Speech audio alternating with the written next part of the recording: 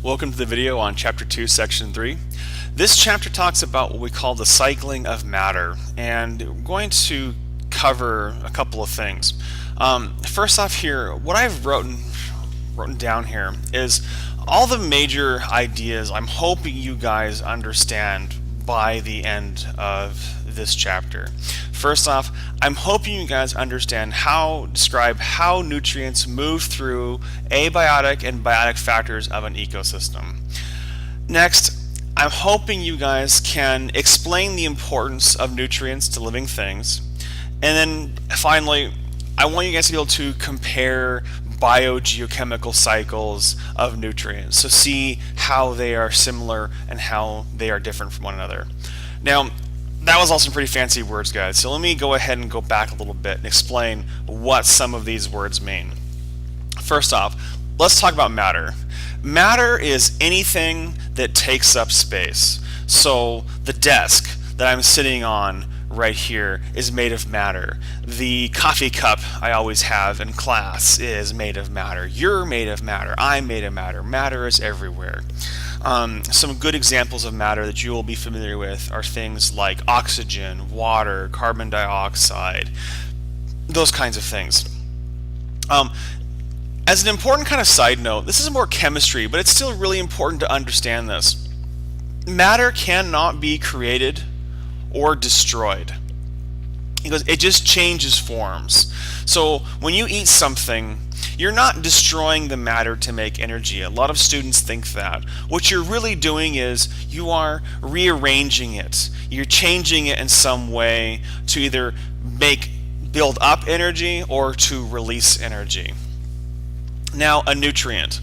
A nutrient is just matter that an organism needs to survive. So a nutrient for a human being would be water, oxygen, food. These are all nutrients. A lot of students will also sit there and say things like vitamins. Those are also nutrients. You're not wrong. A nutrient is anything an organism needs to survive. The book's fancy definition, which is why I put this right here, is that a nutrient is a chemical substance an organism needs to live. So if you see this definition tossed around somewhere, just understand it's the exact same thing as saying that it's just what you need to live. Second part, nutrients cycle from one organism to the next. So an oxygen atom in you was probably in a dinosaur or the first humans. You know, one thing I always sit there and say in class jokingly is that some of the carbon in your body probably came from your great grandfather or grandmother or even arch enemy. You never really know, but matter is cycled from one organism to the next. Another good example of this would be whenever you take up oxygen, for example. When you breathe in oxygen, you breathe out carbon dioxide. Well, that carbon dioxide that you breathe out now gets to go into plants, and plants are going to do something with that. The end result of them working with that carbon dioxide is they're going to put out oxygen, or one of the end results. They also make other things too, but I think it's just important to understand that at the end of photosynthesis, they produce oxygen. That oxygen will then be available for you to use. So the oxygen goes in a cycle. It moves from one organism to, like the atmosphere, back to another organism, and it moves around. This moving around of matter is called a biogeochemical cycle. So the fancy definition for that is matter moves from one area to another. Now I say area here, not just organism, because it's important to understand that matter moves from organisms to the environment. So when I say environment, I mean things like the sky, things like the ground, and then it moves someplace else. So matter is constantly in motion, moving around the earth from different places to the other. Now, I asked an important question here in class, and I wanted to make sure I pointed it out here. Why is it important that matter is recycled? Recycled is a fancy way of saying that you just reuse it again. And the answer is pretty obvious when you begin to think about it, is that if organisms didn't begin to reuse matter, what would happen would be is that we would run out. If all the oxygen that I breathed in never came back out in some way and was never reused again, eventually we would run out of oxygen. There would be a finite limit to how much we can do with it. Because luckily for us though, organisms have learned how to constantly reuse the matter in the environment. So because of that, hopefully it'll be a long time, or we may never run out of matter. Okay, now here's an example cycle I talked about in class. This is the H2O cycle. And the example I gave was like this. Let's pretend Mr. Russell, my mouse cursor right here, is a water molecule. Let's say that I'm as a water molecule, I do my thing, and all of a sudden I move up towards evaporation. The solar energy from the sun has caused me to become excited. I'm now moving faster, and I'm now up here in the sky. I'm now in the atmosphere. I'm now in the air. Well, eventually I'll move around the atmosphere for a while, but then eventually I'll begin to cool down, I'll condense, and I'll become down as rain. Well, that rain, I am now somewhere over here. So let's say I get sucked up by this tree. Well, now the tree may or may not use me. Let's assume the tree doesn't use me, and now I'm going to pop myself back up into the atmosphere. So I have now gone from the air down to the ground, into a tree, and now back in the atmosphere. So I've completed a cycle. Now let's say I rain back down to the ground again, but I end up in this lake right here. And let's say I'm in the lake for a while, but I don't, instead of going back into the ocean via like a river, I instead get soaked into the groundwater, and now I am in groundwater, which is just water underground, hence the term ground and water, and I could hang out down here for thousands of years. And eventually, I could find myself back in the ocean, and then the cycle repeats itself. And that's all a cycle really is. So, steps in the cycle. It's important to understand that matter moves from one area to another, and that something always makes matter move from one area to another. So matter just doesn't decide, you know what, I feel like going from the ocean into the sky. Something has to cause it. In the previous example, what causes matter to move from one area to the other is the energy coming from the sun. The energy coming from the sun hits the atmosphere, hits the water, causes the water molecules to move faster, which eventually some of them evaporate, which is a fancy way of saying they leave the liquid water and they go into a gas state, and now there is a gas and they float around. Eventually though, they lose their energy because they begin to slow down, because energy, if you may know, energy slowly begins to decrease over time, and they'll begin to condense and they'll turn to water droplets and come down as rain. So something always causes it to move from one way to the other. Now this is important, guys. You don't need to know all the ways this can happen, because here I give you an example of evaporation. I sit there and say evaporation is when liquid water turns into water vapor.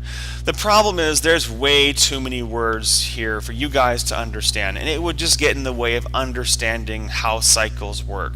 If you want to learn more about cycles, which I think you guys should, because they are really interesting and you can do a lot with cycles, I would recommend taking a class on weather when you get to college, or maybe come talk to me and I can give you guys some basic ideas of how it works. But it's some pretty cool stuff going on here. Okay, another cycle other than the water cycle. There's a cycle called the carbon cycle. Carbon is really important. Carbon is necessary to life. You're basically made of carbon. You have other things too, like hydrogen, oxygen, phosphorus, nitrogen, but carbon is really a big player, and we'll talk more about why carbon's important later on in the year. But carbon is you gotta have it. If you don't, bad things happen. So carbon usually travels with a partner, and that partner is oxygen in the form of CO2. And I apologize, guys, I have the wrong superscript here, so I know this should be down here. I'm sorry. But carbon travels with oxygen, and that means that the two share a large part of their cycle. And what that means is that carbon and oxygen are atoms that move independently. They move together. They move and they do their thing together. Now, they don't always travel together because, as you already know, you breathe in oxygen to survive, and that oxygen is in the form of O2. So it doesn't have a carbon there, but it could if it wanted to, and if it ever bumped into a carbon and decided, you know what, I want a carbon as a friend. And it could do that, but it doesn't have to do that. I did not show this in class, but I thought it was really important to teach it here, is that this is a carbon cycle. I've had you guys look at it for some of the activities in class, but I wanted to show you what it looks like here. Let's say, for example, let's start with the carbon cycle. Let's say you have, this here is industry and home. So let's say Mr. Russell is going to burn some petrol. Now, petrol releases carbon dioxide into the atmosphere. So let's say I've burned some petrol from driving his awesome car, and now I have carbon dioxide. I've moved along the path over here into the atmosphere.